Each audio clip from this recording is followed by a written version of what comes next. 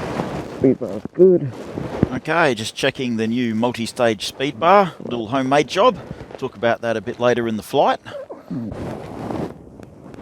Wind looks good. So this is Ardrossan, recently been re-rated so we can have PG2s fly here. It's an easterly site. This launch site's really small and quite ratty. Oh, it's pretty nice up there. It's very tight and the conditions got to be good, but there's a nice bottom landing straight after launch. Feels nice. Ardrossan often has really strange micro weather, so conditions here are often quite different. Just a bit further up the coast, it's blowing 17 knots. Oh, beautiful. Couldn't ask for better, really.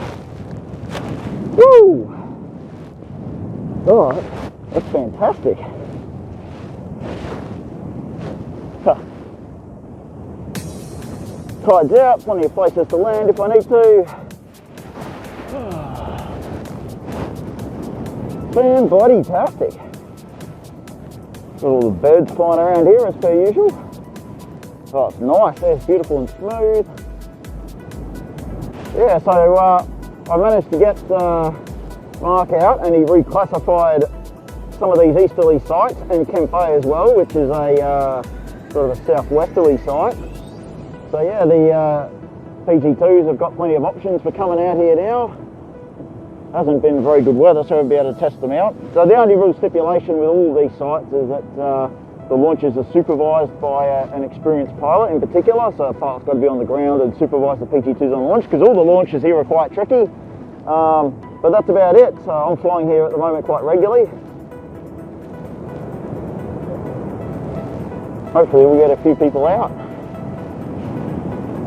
See how far I can get today. Oh, it's nice. Doesn't look too bad. Good.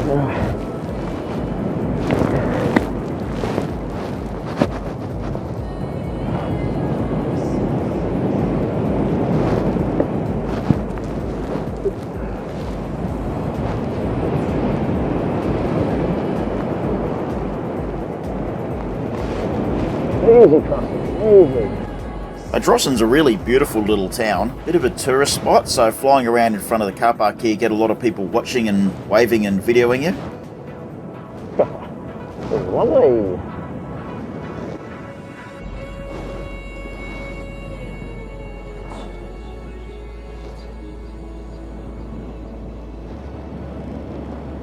So you might have remembered in one of my earlier videos my speed bar busted.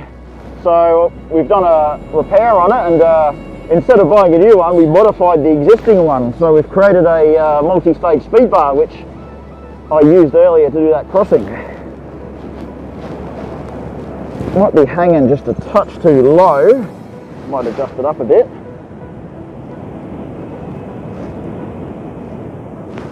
So there she is.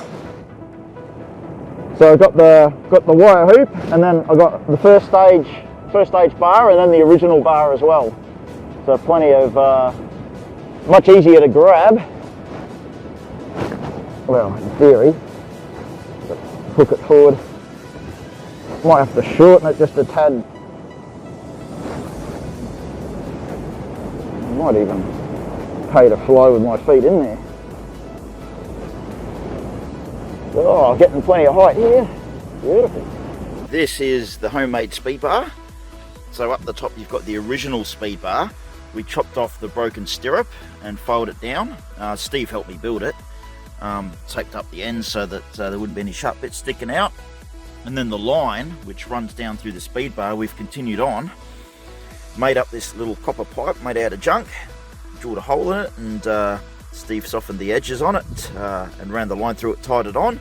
That's the second stage of the speed bar. And then the third stage, again, we just got a piece of junk. This is an old cable off a sailboat and ran it through the copper pipe, joined it together at the end and put some heat shrink over it. Done. Works an absolute treat. So much better than the original setup. Alright, this is about as far as I can go here. Look at it.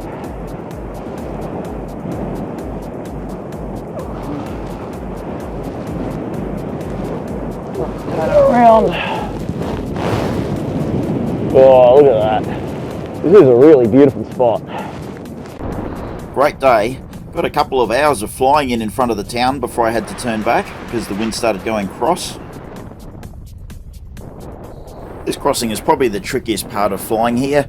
It is quite low, and the other issue you got is top landing at the launch site is quite tricky as well. I think Mark's restricted the top landing, so make sure you check the site guide on that one if you're going to fly here.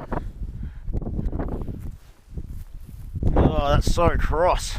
Not much room to play with here. Even dropping the wing is a bit of a challenge.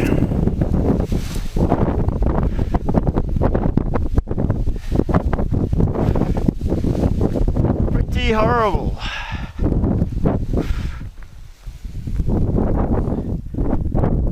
Tore another sheath. What the hell is going on?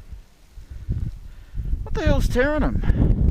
Turns out that the ceramic ring that the brake line runs through has a burr in it, and it's been stripping my brake line. So I destroyed my last brake line, and just after this flight, destroyed this one as well.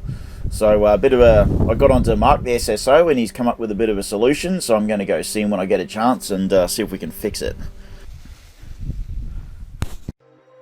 So if you like this kind of positive adventure content, don't be a slug. Hit the like button, subscribe, comment. These things keep me motivated to make these videos, and check out a few of these other adventures.